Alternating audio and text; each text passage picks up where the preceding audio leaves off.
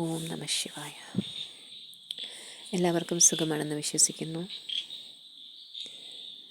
എനിക്ക് ത്രോട്ടിന് കുറച്ച് പ്രശ്നമുണ്ട്. സംസാരിക്കാൻ ഇച്ചിരി സൗണ്ട് പ്രശ്നമുണ്ടാവും, ക്ഷമിക്കുക. 2 ഡേയ്സായിട്ട് ഭയങ്കര വീക്കാണ് ബോഡി. ഇപ്പോൾ ഈ വീഡിയോ ചെയ്യാൻ വരുന്നതിന് തൊട്ട് മുമ്പ് തൊട്ട് ത്രോട്ട് പ്രോബ്ലം തുടങ്ങി. എനിക്ക് അത്യാവശ്യമായിട്ട് പറയേണ്ട കാര്യങ്ങളായതുകൊണ്ട് ഞാനിപ്പോൾ വീഡിയോ ചെയ്യുന്നത്. ഓക്കെ, നമുക്ക് ചുറ്റിലും ഒരുപാട് നെഗറ്റീവ് എനർജീസ് ഇപ്പോൾ ഉണ്ട്. നമ്മുടെ എർത്തിൽ കുറച്ചധികം അപകടങ്ങളും മറ്റും നടന്നു കഴിഞ്ഞു. ഇതൊക്കെയും ഈ നെഗറ്റീവ് എനർജീസ് നമ്മളെ ബാധിക്കുന്നുണ്ട്. അതുപോലെ തന്നെ നമ്മുടെ DMൻ്റെ ലൈഫിലും കുറേയധികം ക്രൂഷ്യൽ സിറ്റുവേഷൻസ് ഉണ്ടാകുന്നുണ്ട്. ഏത് DMs എന്ന് വെച്ചാൽ ഈ ജേണിയെക്കുറിച്ച് മനസ്സിലാക്കിയിട്ടില്ലാത്ത, എന്നാൽ DMs ഇവിടെ ഇന്നർ വർക്ക് ചെയ്യുന്നുണ്ട്. അതിൻ്റെ ഫലമായിട്ടുള്ള മാറ്റങ്ങൾ DMൻ്റെ ലൈഫിൽ വന്നു തുടങ്ങിയിരിക്കുന്നു. അപ്പോൾ ഒരു DMനൊരു dark night of the soul ഇനിയുണ്ട്. ആ സോളിൻ്റെ ഒരു യാത്രയുണ്ട്. അവരിതുവരെ എങ്ങനെയൊക്കെയോ സഹിച്ച് ക്ഷമിച്ച് നിന്ന ചുറ്റുപാടുകളിൽ നിന്ന് അവരൊന്ന് ഉയർത്തെഴുന്നേറ്റ് വരേണ്ടുന്ന ഒരു സാഹചര്യം, ആ ഒരു പീരീഡ്, അതാണ് അവരുടെ dark night of the soul. കുറേ സ്ട്രഗിൾ ചെയ്യേണ്ടതായിട്ട് വരും. ആ ഒരു പെയിൻ, ആ ഒരു ഒറ്റപ്പെടൽ, അവരെല്ലാ തരത്തിലും ഒറ്റപ്പെട്ടു പോകുന്ന വളരെയധികം വേദനിക്കുന്ന സാഹചര്യങ്ങളാണ്. ആ സമയത്ത് ഡിവൈൻ എന്ത് ചെയ്യുന്നു വെച്ചാൽ, നമ്മുടെ DFs കുറേയധികം ഇന്നർ വർക്കൊക്കെ ചെയ്ത് പ്രാർത്ഥിച്ച് അവർക്കുള്ളിൽ കുറച്ചധികം പവേഴ്സ് ഉണ്ടായിട്ടുണ്ട്, നല്ലൊരു എനർജി ഉണ്ടായിട്ടുണ്ട്.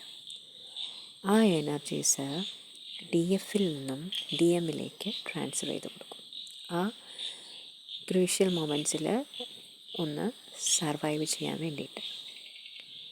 അപ്പോൾ സ്വന്തം ശരീരത്തിലോ മനസ്സിലോ ആത്മാവിലോ ഇല്ലാതിരുന്ന കുറച്ച് എനർജീസ് ഒരു ഫിസിക്കൽ വേൾഡിൽ നിൽക്കുന്ന DMലേക്ക് പെട്ടെന്ന് ചെല്ലുമ്പോൾ അവർക്കത് താങ്ങാൻ സാധിക്കില്ല. അതുപോലെ തന്നെ തന്നിലുണ്ടായിരുന്ന എനർജീസ് DMലേക്ക് പോയി കഴിയുമ്പോൾ DFനും എനർജി ഡ്രെയിനേജ് ഉണ്ടാകുന്നു. അതിൻ്റെ ഫലമായിട്ടാണ് ക്ഷീണവും മാനസികമായിട്ടുള്ള ബുദ്ധിമുട്ടുകളും, കൂടുതലും ശാരീരിക ബുദ്ധിമുട്ടുകളാണ് ഉണ്ടാകുന്നത്. പിന്നെ ആത്മീയമായിട്ട് എന്താണെന്ന് വെച്ചാൽ അവർക്ക് ഇന്നർ വർക്ക് ചെയ്യാൻ തോന്നത്തില്ല. ചെയ്യാനിരുന്നാലും ഒരു കോൺസെൻട്രേഷൻ കിട്ടത്തില്ല. ചക്രാസ് പോലും ക്ലെൻസ് ചെയ്യാൻ സാധിക്കത്തില്ല. ഓറലൊക്കെ മറന്നേ പോകും. ഇന്നും കൃത്യമായി ചെയ്തുകൊണ്ടിരുന്ന കാര്യങ്ങൾ ചെയ്യാൻ പറ്റാതെ വരുന്നു. അത് ഒരു ദിവസമല്ല, 2 ദിവസമല്ല, കുറച്ചധികം ദിവസങ്ങൾ, ഒരാഴ്ചയെങ്കിലും. അപ്പോൾ DM ഒരു നെഗറ്റീവ് ചുറ്റുപാടിൽ നിൽക്കുന്നു. അദ്ദേഹത്തിന് DFൽ നിന്ന് എനർജി പാസ് ചെയ്ത് കിട്ടുന്നു. ആ ഒരു ഹെവി എനർജി താങ്ങാൻ പറ്റാത്തതിൻ്റെ ബുദ്ധിമുട്ട് അദ്ദേഹത്തിന്. DFന് തൻ്റെ എനർജീസ് നഷ്ടപ്പെട്ടതിൻ്റെ ബുദ്ധിമുട്ടും ചുറ്റിലുമുള്ള നെഗറ്റീവ് എനർജീസിൻ്റെ അറ്റാക്കും. ഓക്കെ, രണ്ടുപേരും 2 തരത്തിൽ കഷ്ടപ്പെടുന്നു. അപ്പോൾ DMന് ആ ഒരു സാഹചര്യത്തിലൂടെ കടന്നു പോയാൽ മാത്രമേ സാധിക്കൂ. ഡിവൈൻ കുറച്ചധികം എനർജീസ് കൊടുത്തിട്ടുണ്ട് DFൽ നിന്നും. അത് സ്വീകരിക്കുകയും അതിനനുസരിച്ച് പ്രവർത്തിക്കുകയും ചെയ്തേ മതിയാകും. അതേസമയം DF എന്ത് ചെയ്യും? DFന് ഉള്ള എനർജി കൂടി നഷ്ടമായിരിക്കുകയാണ്. അപ്പോൾ ഇനി DF ചെയ്യേണ്ടത് തൻ്റെ ഉള്ളിലെ ഇതുവരെ താൻ കണ്ടെത്താത്ത എനർജി കണ്ടെത്തുകയും അതിലൂടെ സ്വയം സംരക്ഷിക്കപ്പെടുകയും ചെയ്യണം. ആ എനർജി ഏതാണ്? നമ്മൾ ഇതുവരെ കണ്ടെത്തിയിട്ടില്ലാത്ത, യൂസ് ചെയ്തിട്ടില്ലാത്ത എനർജി. ഞാൻ പറയുന്നത് എൻ്റെ ഏകദേശ ലെവലിൽ നിൽക്കുന്ന വ്യക്തികളോടാണ്. എന്നെക്കാളും കുറേ കൂടെ ഡെവലപ്പായവർക്ക് അവർ എനർജീസ് അവർ ടാപ്പിൻ ചെയ്തിട്ടുണ്ടാകാം. ബട്ട് നമ്മളിതുവരെ കണ്ടെത്തിയിട്ടില്ലാത്ത നമ്മുടെ ഉള്ളിലെ എനർജി എന്താണ്? നമ്മുടെ ഈ ശരീരം നമ്മുടെ എത്ര വയസ്സുണ്ടോ അത്രയും പഴക്കമുണ്ട്. അതിനനുസരിച്ച് ഏകദേശം നമ്മുടെ മനസ്സിനും മനസ്സിൻ്റെ അറിവുകൾക്കും മനസ്സിൻ്റെ ആഴത്തിനുമൊക്കെ മാനസികമായിട്ടുള്ള അറിവിനും ആഴത്തിനുമൊക്കെ വ്യാപ്തിയുണ്ട്. ഈ ആത്മാവിന് എത്ര വ്യാപ്തിയുണ്ട്? എത്ര വയസ്സുണ്ട് അറിയോ? എത്രയോ ജന്മങ്ങൾ ഭൂമിയിൽ ജനിച്ച് മരിച്ച് ഇതൊരു പോസിറ്റീവ് സോളാണ്. അപ്പോൾ തീർച്ചയായും ആത്മീയമായി ബന്ധപ്പെട്ട് കിടക്കുന്നു ഈ സോള്. അപ്പോൾ ആത്മീയമായ ഉപാസനകൾ ചെയ്തിട്ടുണ്ടാകണം, ആത്മീയമായ പവേഴ്സ് നേടിയിട്ടുണ്ടാകണം. അതുകൊണ്ടാണല്ലോ ഈ നെഗറ്റീവ് എനർജീസിനോട് പൊരുതി നിൽക്കാൻ തക്കവണ്ണം നമുക്ക് ശേഷിയുള്ളത് കൊണ്ടാണല്ലോ നമ്മൾ ഈ ജേണിയിൽ വന്നത്. അപ്പോൾ കുറേയധികം സാധനകളും പവേഴ്സും ഇൻറ്റ്യൂഷനും ഒക്കെയുള്ളൊരു സോളാണ് നമ്മുടെ ഓരോരുത്തരുടെയും ഉള്ളിലുള്ളത്. ആ സോൾ നമ്മൾ യൂസ് ചെയ്തിട്ടുണ്ടോ ഈ ജേണിയിൽ? നമ്മൾ ഈ ജേണിയാണെന്ന് മനസ്സിലാക്കി ഇതിൻ്റെ നോളജസ് നമ്മുടെ ഫോണിലൂടെ നമുക്ക് നമ്മുടെ ഏഞ്ചൽസും ഡിവൈനും ഗൈഡ് ചെയ്ത് തന്നു. നമ്മളത് കണ്ടു. അതിനനുസരിച്ച് ഒരു എന്താ പറയുക, കമ്പ്യൂട്ടറൈസ്ഡ് പോലെ ഈ ട്രിഗർ കിട്ടി, അതിനനുസരിച്ചുള്ള ഇന്ന വർക്ക് ചെയ്യണം, എന്തൊക്കെ ചെയ്യണം ലിസ്റ്റ് ഔട്ട് ചെയ്തു, അത് ചെയ്തു, എത്ര ഡേയ്സ് എണ്ണി ചെയ്തു, അത് കഴിഞ്ഞ് അടുത്തതിലേക്ക് പോയി. അങ്ങനെയല്ലേ നമ്മൾ ചെയ്തിട്ടുള്ളത്? ഓക്കെ, ഇത് സിസ്റ്റമാറ്റിക്കാണ്. ഓക്കെ, നമ്മുടെ സോളിന് സിസ്റ്റമാറ്റിക് പ്രോസസ്സ് വർക്കൗട്ടാകും. ബട്ട് ഈ ഒരു സാഹചര്യത്തിൽ അങ്ങനെ കിട്ടിയ എനർജി കൂടി ലോസ്റ്റ് ആയിട്ടിരിക്കുകയാണ്. അപ്പോൾ എന്ത് ചെയ്യും? അപ്പോൾ അതിലും വലിയൊരു എനർജി ഈ ആത്മാവിലുണ്ടെന്ന് നമ്മളിപ്പോൾ മനസ്സിലാക്കി. ആ ഒരു എനർജിയെ നമ്മൾ പുറത്തേക്ക് കൊണ്ടുവരണം. അതെങ്ങനെ സാധിക്കും? നമ്മൾ ഓരോ കാര്യങ്ങൾ ചെയ്യുമ്പോഴും ആത്മാവിനെ കൊണ്ടത് ചെയ്യിപ്പിക്കുക. ഈ ഞാനെന്ന വ്യക്തിയെക്കാളും എത്രയോ മടങ്ങ് അറിവുള്ള ആളാണ് ഉള്ളിലുള്ളത്. ആത്മാവ് പവർഫുള്ളാണ്. സാധനകൾ ചെയ്ത് പവേഴ്സ് നേടിയിട്ടുള്ള സോളാണ്. ആ സോളിനോട് നിങ്ങൾ കമ്മ്യൂണിക്കേറ്റ് ചെയ്തിട്ടുണ്ടോ? ആ സോളിൻ്റെ പവേഴ്സ് യൂസ് ചെയ്തിട്ടുണ്ടോ? ആ സോളിനെ എപ്പോഴെങ്കിലും ഒന്ന് ഉണർത്തിയിട്ടുണ്ടോ? ഉണർത്തിയാൽ നമ്മളൊരു പതിയെ ചെറിയൊരു പ്രോസസ്സ് വഴി തുടങ്ങണം. ചിലപ്പോൾ നമുക്ക് ആ ഒരു വലിയൊരു പവർ ചിലപ്പോൾ നമുക്കും താങ്ങാൻ കഴിയുമെന്ന് വരില്ല. ഓക്കെ, അപ്പോൾ എങ്ങനെ നമുക്ക് ആ ഒരു എനർജിയെ, ആ ഒരു പവറിനെ ഉണർത്തി കൊണ്ടുവരാം? നമുക്ക് ഈ ഒരു സിറ്റുവേഷനിൽ നമുക്ക് നിലനിന്നേ മതിയാകും. ഇല്ലെങ്കിൽ നമ്മൾ മൊത്തത്തിൽ വൈപ്പ് ഔട്ട് ചെയ്യും. Negative energies are very powerful. ഒരു സഡൻ ആക്ഷനാണ്. അവർക്ക് ഒരു ചിന്തയുമില്ല. അവർക്ക് ഒന്നും ചിന്തിക്കേണ്ട ആവശ്യമില്ല. സഡൻ ആക്ഷൻ വൈപ്പ് ഔട്ട് ചെയ്ത് കളയും. ഓക്കെ, നിമിഷ നേരം മതി. അപ്പോൾ എന്താണ് ചെയ്യേണ്ടത്? നിങ്ങൾ പ്രാർത്ഥിക്കുമ്പോൾ ഇതുവരെ വായ കൊണ്ട് മന്ത്രം ചൊല്ലി, ഒരു ബുക്കെടുത്ത് വെച്ചു വായ കൊണ്ട് ഇങ്ങനെ ചൊല്ലി അങ്ങനെയാണോ? നമ്മുടെ സോളിനെ കൊണ്ട് ചൊല്ലിക്കുക. ഈ ബോഡിക്കുള്ളിൽ ഒരു സോളുണ്ട്. ആ സോള് ഇനി എന്ത് ചെയ്യണം? ആ സോളിനുള്ളിലുള്ള പവേഴ്സാണ് നമുക്ക് പുറത്തേക്ക് കൊണ്ടുവരേണ്ടത്. സോളിനെ കൊണ്ട് ചൊല്ലിക്കുക. അതെങ്ങനെ ചെയ്യും? വായ കൊണ്ട് നിങ്ങൾ ഇപ്പോൾ ഈ ഒരു സാഹചര്യത്തിൽ സോളിനെ കൊണ്ട് ചൊല്ലിക്കുക ബുദ്ധിമുട്ടാണ്, പക്ഷെ ശ്രമിക്കുക. നമുക്ക് സാധാ ഇരുന്ന് ഒരു ബുക്കെടുത്ത് ചൊല്ലാൻ പോലും പറ്റുന്നില്ല. ഇപ്പോൾ ഒരു നാമം ജപിക്കാൻ പോലും പറ്റുന്നില്ല. ഇപ്പോൾ നിങ്ങൾ ചെയ്യേണ്ടത് ആ ഒരു പറ്റാത്ത അവസ്ഥയിൽ നിന്ന് ഒന്ന് ശ്രമിക്കുക. മാക്സിമം ശ്രമിച്ചേ മതിയാവുള്ളൂ. നിങ്ങൾ ആ സോളിനെ കൊണ്ട് ചൊല്ലിച്ച് ശ്രമിക്കുക. ഓക്കെ, ഇപ്പോൾ ഒരു മെഡിറ്റേഷൻ ഇരുന്നാൽ മെഡിറ്റേഷൻ കറക്റ്റായി നടക്കത്തില്ല.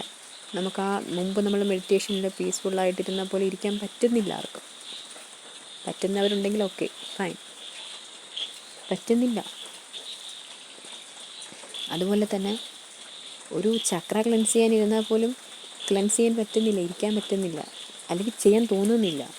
അപ്പോൾ നിങ്ങൾ നിർബന്ധിച്ച് ചെയ്യിപ്പിച്ചാൽ മതിയാവുള്ളൂ. നിങ്ങളുടെ ബോഡിയെ കൊണ്ട്, നിങ്ങളുടെ മനസ്സിനെ കൊണ്ട് നിർബന്ധിച്ച് ചെയ്യിപ്പിച്ചേ മതിയാവുള്ളൂ ഇനി അങ്ങോട്ട്. എന്നിട്ട് ആ സോൾ ലെവലിൽ സോളിനെ കൊണ്ട് പറയിപ്പിക്കാൻ ശ്രമിക്കുക. നമ്മുടെ ഉള്ളിലുള്ള സോളിനെ കൊണ്ട് പറയിപ്പിക്കുന്നതായിട്ട് ഫീൽ ചെയ്തുകൊണ്ട് പറയാൻ ശ്രമിക്കുക.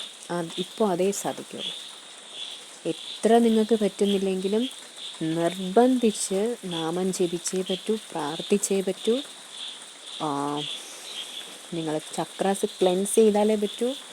ഇനി എന്തൊക്കെ വന്നെന്ന് പറഞ്ഞാൽ അതുപോലെ ഓറ പ്രൊട്ടക്റ്റ് ചെയ്ത് ലോക്ക് ചെയ്ത് വെച്ചാലേ മതിയാവും. ഓക്കെ. അതിനുശേഷം പിന്നെ പോകുന്ന ദിവസങ്ങൾ നിങ്ങൾ ശ്രമിക്കുക. പിന്നെ നമ്മളിതിങ്ങനെ നിർബന്ധിച്ച് ചെയ്ത് വരുമ്പോൾ നമ്മുടെ ബോഡിയും മൈൻഡും സോളും ഒക്കെ അതിനൊപ്പം വരും. കുറച്ച് ദിവസങ്ങളെടുക്കും. ചിലപ്പോൾ എനിക്ക് തോന്നുന്നു ഒരു 10 ദിവസമെങ്കിലും എടുക്കും. അത് കഴിഞ്ഞിട്ട് നിങ്ങൾ എന്ത് ചെയ്യണമെന്ന് വെച്ചാൽ പിന്നീട് പറയുമ്പോൾ വായ കൊണ്ട് പറയരുത് മന്ത്രങ്ങൾ. നമ്മളിപ്പോൾ മെഡിറ്റേഷൻ ചെയ്യുമ്പോഴായാലും നമ്മളിപ്പോൾ മ്യൂസിക് വെച്ചിട്ടാണ് ഇരിക്കുന്നതെല്ലാം, അതൊക്കെ നമ്മൾ ചക്ര ക്ലെൻസിങ് ഒക്കെ ചെയ്യുമ്പോൾ എല്ലാം വം എന്നൊക്കെ ഉള്ളത് വെച്ചിട്ടാണ് ഇരിക്കുന്നതെങ്കിൽ വായ അടച്ചു വെച്ച് നിങ്ങൾ മനസ്സിൽ പറയാൻ ശ്രമിക്കുക. സെക്കൻഡ് സ്റ്റെപ്പായിട്ട്. ഫസ്റ്റ് സ്റ്റെപ്പിൽ നമ്മൾ വായ കൊണ്ട് പറഞ്ഞു ഒരാഴ്ചയോളം അല്ലെങ്കിൽ 10 ദിവസത്തോളം നമ്മുടെ ബോഡിയെ മൈൻഡിനെയും സോളിനെയൊക്കെ നിർബന്ധിച്ച് നമ്മൾ ചെയ്യിപ്പിച്ചു. സെക്കൻഡ് സ്റ്റെപ്പിൽ നമ്മൾ വായ അടച്ചു വെച്ച് മനസ്സുകൊണ്ട് എല്ലാം ചെയ്യണം. ചെയ്തേ മതിയാവും. ഒരു എക്സ്ക്യൂസും ഇല്ല. ഇതുവരെ ഞാൻ എന്ത് കാര്യം പറഞ്ഞിട്ടുണ്ടെങ്കിലും സാരമില്ല, നിങ്ങൾ പിന്നെ ചെയ്താൽ മതി, പറ്റത്തില്ല. അടുത്ത് 3ാമത്തെ സ്റ്റെപ്പായിട്ട് അത് കുറച്ച് ദിവസം കണ്ടിന്യൂ ചെയ്തിട്ട് ഒരാഴ്ചയോ 10 ദിവസമോ കണ്ടിന്യൂ ചെയ്ത ശേഷം പിന്നെ നിങ്ങളുടെ ഈ നമ്മൾ വായ അടച്ചു വെച്ചല്ലേ പറഞ്ഞുകൊണ്ടിരുന്നത്, ഈ വായ അടച്ചു വെച്ച് നമ്മൾ മന്ത്രം ചൊല്ലിയാലും നമ്മുടെ നാക്ക് ഇങ്ങനെ അനങ്ങിക്കൊണ്ടിരിക്കും. എന്താണ്, നമ്മൾ വായ അടച്ചു വെച്ചെന്നേ ഉള്ളൂ, എന്നാലും പറയുന്നുണ്ട്. ഓക്കെ. ആ നാക്ക് പോലും മൂവ് ചെയ്യിക്കാതെ ഈ ഉള്ളിലുള്ള ആത്മാവിനെ കൊണ്ട് നിങ്ങൾ മന്ത്രം ചൊല്ലിക്കുക. ആ ആത്മാവിനെ കൊണ്ട് തന്നെ നിങ്ങൾ ആത്മാവിൽ നിന്ന് സൗണ്ട് വരും കേട്ടോ. നമ്മളത് കറക്റ്റ് ചെയ്യുവാണെങ്കിൽ ആത്മാവിൻ്റെ ഒരു സൗണ്ട് അത് നിങ്ങൾക്ക് കേൾക്കാൻ പറ്റും. അതിങ്ങനെ നമ്മൾ കണ്ണടച്ചിരിക്കുമ്പോൾ ഓം എന്നാണെങ്കിൽ അത് ആത്മാവ് ചൊല്ലുന്ന ഒരു എന്താ പറയുക, ഒരു അങ്ങനത്തെ സൗണ്ടാണ്. അത്യാവശ്യം ഗാംഭീര്യമുള്ള ഒരു സൗണ്ട് അത് നമുക്ക് കേൾക്കാൻ പറ്റും. ഒരു പ്രതിധ്വനിക്കുന്ന പോലത്തെ സൗണ്ട്. നമ്മൾ വായ അടച്ചു വെച്ച് നാക്ക് പോലും ചലിപ്പിക്കാതെ നമ്മുടെ ആത്മാവിനെ കൊണ്ട് മന്ത്രം ചൊല്ലിക്കുക. നമ്മൾ ഈ ചക്ര ക്ലെൻസിങ്ങാണ് ചെയ്യുന്നതെങ്കിൽ ലംബമൊക്കെ നമ്മൾ വായ അനക്കാണ്ട് ഇതുപോലെ ആത്മാവിനെ കൊണ്ട് പറയിപ്പിക്കുക. ഓക്കെ. അത്തരത്തിൽ ഓരോ കാര്യവും നമ്മൾ ആത്മാവിനെ കൊണ്ട് ചെയ്യിപ്പിക്കുക. നമ്മുടെ ആത്മാവുമായിട്ട് കണക്റ്റഡ് ആകുക. ഓരോ ദിവസവും ഓരോ നിമിഷവും ആത്മാവുമായിട്ട് കണക്റ്റഡ് ആകുക. ഈ ആത്മാവിനുള്ളിൽ എന്തൊക്കെ എനർജീസ് ഉണ്ടോ, പവേഴ്സ് ഉണ്ടോ, അതിനെയൊക്കെ ഇൻവോക്ക് ചെയ്ത് പുറത്തേക്ക് കൊണ്ടുവരിക. നിങ്ങൾക്ക് ഭയങ്കരമായ ട്രാൻസ്ഫോർമേഷൻ ഉണ്ടാകും. നിങ്ങളുടെ ഇൻറ്റ്യൂഷൻ ലെവൽ വർദ്ധിക്കും. നിങ്ങളുടെ ഉള്ളിലെ പവേഴ്സ് വർദ്ധിക്കും. നിങ്ങൾക്ക് മൊത്തത്തിൽ മാറ്റം ഉണ്ടാകും. നിങ്ങൾ കഴിഞ്ഞ ജന്മങ്ങളിൽ നിങ്ങൾ എത്രത്തോളം പവർഫുള്ളായിരുന്നു ആ ലെവലിലേക്ക് നിങ്ങൾ വരും. അങ്ങനെ വന്നാൽ മാത്രമേ ഇനി ഇവിടെ സർവൈവൽ ഉള്ളൂ. ഇല്ലെങ്കിൽ ഈ ഒരു ട്വിൻ ഫ്ലെയിം ജേണി തന്നെ ഉണ്ടാവുമോ എന്ന് എനിക്കറിയത്തില്ല. അവിടെ അത്രയും DM കുറേയധികം ക്രൂഷ്യൽ സിറ്റുവേഷനിലൂടെ കടന്നു പോകുന്നു. അതവർ സർവൈവ് ചെയ്യാൻ ശ്രമിച്ചുകൊണ്ടിരിക്കുന്നു. ഇവിടെ DFന് ഒരു ഇന്നർ വർക്കും ചെയ്യാൻ പറ്റുന്നില്ല, ഒന്നും ചെയ്യാൻ പറ്റുന്നില്ല. DF ഫുള്ളി ഡ്രൈൻ ഔട്ടായിട്ട് കിടക്കുവാണ്. പിന്നെ എങ്ങനെ ഈ ജേണി ഇനി മുന്നോട്ട് പോകും? അതിൻ്റെ കൂടെ നെഗറ്റീവ് എനർജി DFനെ ആകെ തളർത്തും. അപ്പോൾ സ്വാഭാവികമായിട്ടും DM തളരും. അപ്പോൾ ഈ ജന്മം DM അവിടെയും DF ഇവിടെയും തീർക്കും. ഇതിനൊരു വളർച്ച ഉണ്ടാവില്ല.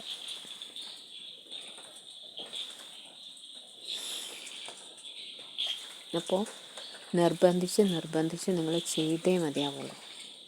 അതുപോലെ തന്നെ നമുക്ക് നമ്മുടെ എർത്തിനോട്, മദർ എർത്തിനോട്, ഡിവൈനോടൊക്കെ നമുക്ക് കുറച്ചധികം റെസ്പോൺസിബിലിറ്റീസ് ഉണ്ട്. നമ്മൾ ഈ നെഗറ്റീവ് എനർജീസിൽ പെട്ടുപോകാതെ നമ്മൾ ഉള്ളിലുള്ള ശക്തിയെ തിരിച്ചറിഞ്ഞ് ആ ഒരു ലെവലിലേക്ക് ഉയർന്നു വന്ന ശേഷം എന്ത് ചെയ്യണം? ആദ്യം സ്വയം പ്രൊട്ടക്റ്റ് ചെയ്യുക. അതുപോലെ തന്നെ ആ ഒരു പോസിറ്റീവ് എനർജി,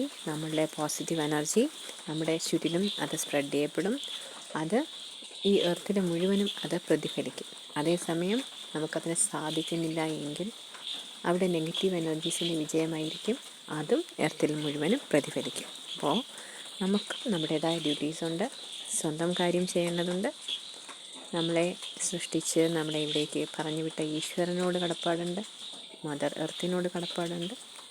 അപ്പോൾ ഇത് നമ്മുടെ ഉത്തരവാദിത്വം തന്നെയാണ്. ഈ നെഗറ്റീവ് എനർജീസിനോട് പൊരുതി നിൽക്കുക എന്നുള്ളത് ട്വിൻ ഫ്ലെയിംസിൻ്റെ ഉത്തരവാദിത്വം തന്നെയാണ്. അതിൽ നിന്ന് ഒളിച്ചോടാൻ ശ്രമിച്ചാൽ അതിനേക്കാളും വലിയ വിപത്തുകളിൽ ചെന്ന് ചാടും. അപ്പോൾ ഒളിച്ചോടാൻ ശ്രമിക്കരുത്, പൊരുതി തന്നെ വിജയിക്കുക. പൊരുതി വിജയിച്ചവർ മാത്രമേ ഇതുവരെയും രക്ഷപ്പെട്ടിട്ടുള്ളൂ, ഏത് സാഹചര്യത്തിലാണെങ്കിലും. Okay, thank you dears, thank you so much.